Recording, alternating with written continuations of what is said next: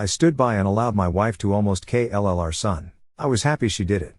Fair warning, this one is long as hell. Apologies for that, but this is very hard for me and I have been carrying it for a lot of years. On the advice of my therapist, I've written it all out to try to work out my feelings on it. He didn't advise me to submit it to Reddit, of course, but I have struggled with this for a long time, and I need to hear other people's opinion on it. I still really have no idea how I feel about it, even after all these years, but I will submit for judgment by the masses. I know I did wrong on some things, probably a lot of things. I tried to do my best that I could. My son was very troubled. Very troubled. If you have seen the movie We Need to Talk About Kevin, it will really help to understand what I'm talking about, because I swear to God when I watched that film I thought I was watching a documentary of my life. I felt like the writer must have had cameras hidden in my damn house. That's how accurate it was. The only difference is that in the movie, the boy appears normal to his father and only reveals his true nature to his mother. With my son he didn't have that mask. His insane behavior was the same with everyone. From the day he was born, my son just came out wrong. He was planned.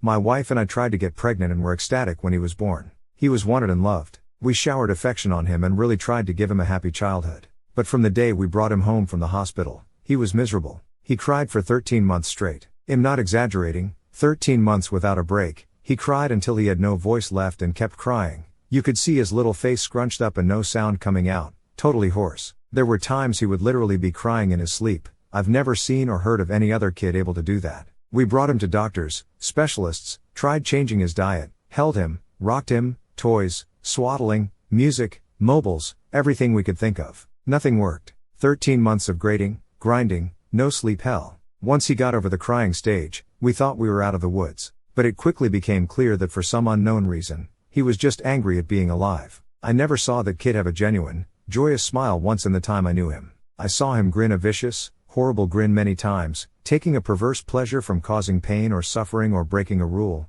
but a smile from real pleasure at something nice? No, never, not once. He had no interest in anything positive. He was fueled by hate, and everything he did was bent toward that. I stood by and allowed my wife to almost kill our son. I was happy she did it. Okay, fair warning, this one is long as hell. Apologies for that, but this is very hard for me and I have been carrying it for a lot of years. On the advice of my therapist, I've written it all out to try to work out my feelings on it. He didn't advise me to submit it to Reddit, of course, but I have struggled with this for a long time, and I need to hear other people's opinion on it. I still really have no idea how I feel about it, even after all these years, but I will submit for judgment by the masses. I know I did wrong on some things, probably a lot of things. I tried to do my best that I could. My son was very troubled. Very troubled. If you have seen the movie We Need to Talk About Kevin, it will really help to understand what I'm talking about, because I swear to God when I watched that film I thought I was watching a documentary of my life. I felt like the writer must have had cameras hidden in my damn house. That's how accurate it was. The only difference is that in the movie, the boy appears normal to his father and only reveals his true nature to his mother. With my son he didn't have that mask. His insane behavior was the same with everyone.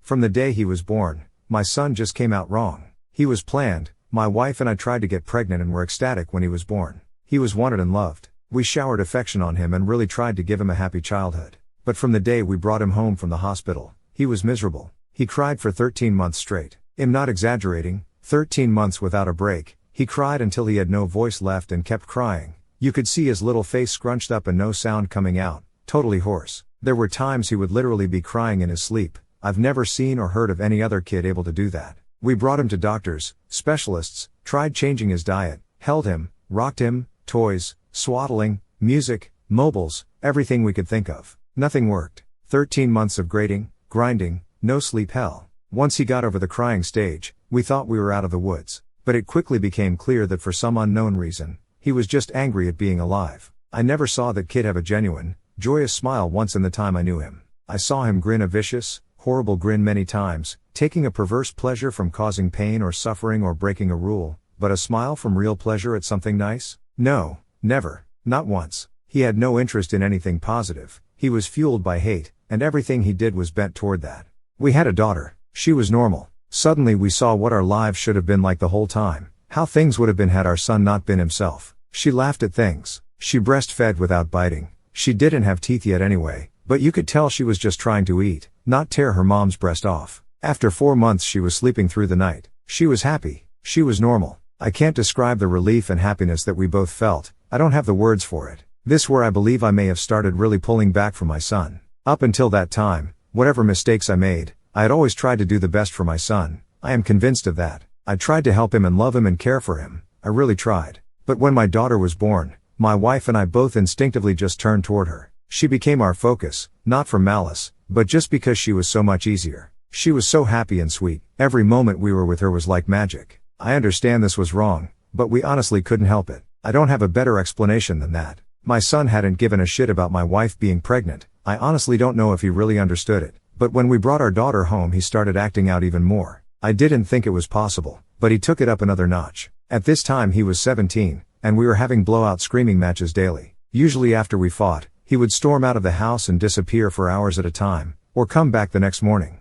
It was a relief. I started to actually look forward to our fights because it would get him away from us for a while. After the birth of our daughter, my relationship with my son was almost entirely gone. Our only real interactions were screaming at each other. My wife was even worse with him. She just had nothing left. By that time, if our son even came into the same room as her, she would just stop whatever she was doing and start screaming, "Get the fuck away from me. Get away. Get the fuck out." Until he left. He started spending more and more time out of the house, which was a blessing for us. I have no idea what he got up to out in the world, but we were just happy it wasn't being inflicted on us. As a consequence of our son's behavior, we had invested heavily in locks around our house. All of the cheap, thin interior doors in our home had been replaced with thick, dense wood doors that couldn't be kicked through, equipped with keyed locks that my wife and I carried keys to. I know it sounds extreme, but locks and heavy doors were the best way we had found to create safe spaces from him. And again, before I am inundated with messages, I was not locking my son in rooms like a prisoner. He had free reign of the house and could come and go as he pleased. My wife and I would lock ourselves in rooms to protect ourselves from him. If anything, we were the prisoners in our own home. On the day in question, I had fought with my son in the morning and he had left the house in a rage. My wife and I were enjoying some peace and quiet in the kitchen while our daughter napped in our bedroom. And then my daughter began crying. Any parent who has young children can tell you, you get used to your child's cries and you can tell after a while what they need. They cry differently if they are hungry, or need changing, or are just restless and want to be held. Babies can communicate pretty well before they can speak. This cry was none of those things. This cry was terror. The second we heard it, my wife and I were both up out of our chairs and running to the room. The door was locked, of course, and it took a few seconds to get the right key and get it open. My son was in the room. We lived in a bungalow, and the bastard had climbed in the window to get to her. He was standing over her crib with a steak knife in his hand. I have no idea where he got it. It wasn't one of ours. We controlled our knives very carefully and always kept them in locked drawers. I think he may have stolen it from one of our neighbors' houses. He had broken her skin twice already, once in the belly area and once on her arm. I could see blood running down. When I entered the room, he was dragging the back of the knife down her face, not cutting, almost tickling her with it, teasing her while she screamed. He looked up at us and smiled. Before I knew what I was doing, I was already moving, running to put myself between them. I didn't think about it, I just moved instinctively. Even with that, my wife got there faster. It was like a movie on fast forward. She got to our son and bashed his hand away, knocking the knife across the room, and then shoved him with her whole body weight, so hard that he flew away from the crib and bounced off the wall. I picked up my daughter and held her while my wife screamed us. I could see her shaking, almost convulsing. I can remember the smell of the room, the sound of my daughter screaming and wailing. The look on my son's face as he stood there. Just nothing. Blank, dead, there was nothing in his eyes, no emotion. He looked like an alien to me. I watched my wife take a step toward him. I could have reached out and stopped her, but I didn't. She stepped forward again, very close to him. I could have stopped her again, but I didn't. She waited, looking at him for maybe 3 to 5 seconds without moving. And then she punched him in the face. Now until this point, you may have been picturing my wife as a typical woman, small frame, dainty, delicate. This is not the case. My wife does have a small frame, but dainty and delicate she is not, never has been since I've known her. Since her early teens, my wife has been a boxer. MMA didn't exist back then, but karate and boxing were big in those days, and my wife was a very talented amateur. She was about 130 pounds, she carried a lot of muscle and she knew how to punch. I had 70 pounds on her back then, and I have no doubt that in a real fight between me and her she could have and would have pounded me flat. Neither of us had ever laid a hand on our son in anger before, but something broke in her that day, and all the years of anger and pain and sorrow and frustration just came pouring out. When she hit him, his head snapped back and blood started pouring out of his nose. He hardly reacted, he just looked at her with this shocked expression like he didn't know how to process what had just happened. She waited another second, and then she hit him again.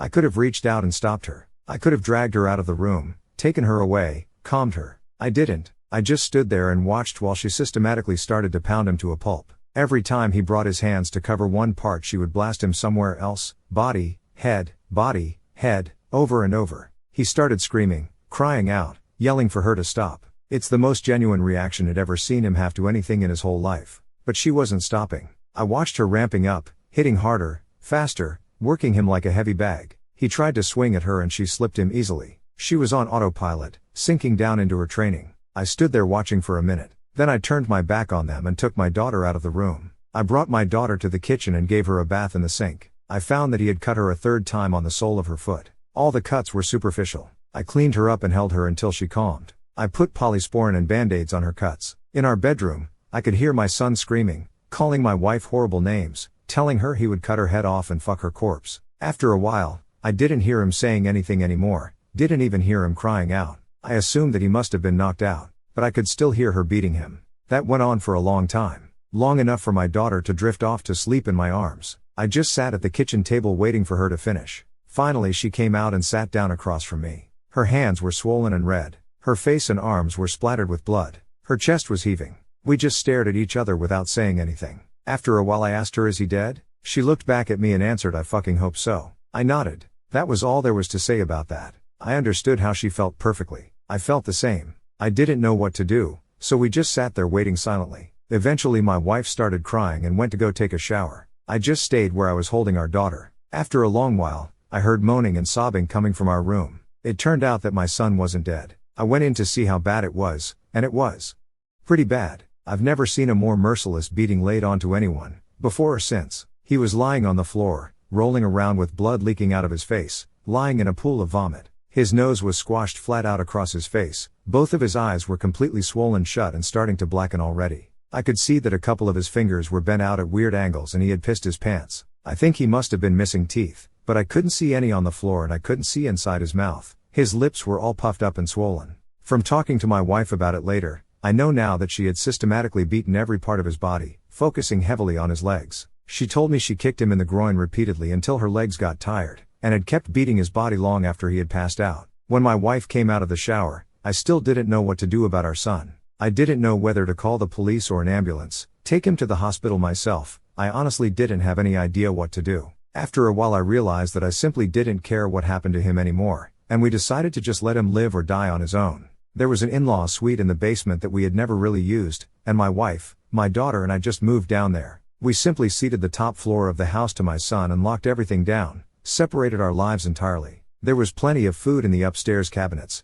enough for a couple weeks or more. He had a washroom and bedrooms to use. We had a washroom in the basement, a small kitchenette, and a separate entrance, so we just stopped going upstairs. We just decided we were done with him. I figured we'd let his food run out and see what happened. Over the next week we could hear him moving around upstairs sometimes. I think he just spent most of time lying in bed recovering. I went to work, watching on high alert in case he attacked me in the driveway, but he never did. My wife stayed home with our daughter. She was never out of our sight. One night we heard him going ballistic, smashing things and banging. We didn't respond. He never tried to get downstairs or get near us though. I think he was afraid that if he got near us again, my wife might finish the job on him. After 3 weeks down in the basement, we hadn't heard anything from up above for a few days, and I ventured upstairs to the main floor of the house. The place was demolished, and there was no sign of my son. He was gone. It took months to repair the damage he had done and get the main floor back to normal again. There was food and shit smeared all over the walls and broken glass on the floor, big holes in the drywall. He had ripped the place apart. He tore up the linoleum in a corner of the kitchen and emptied an entire foam fire extinguisher into the living room.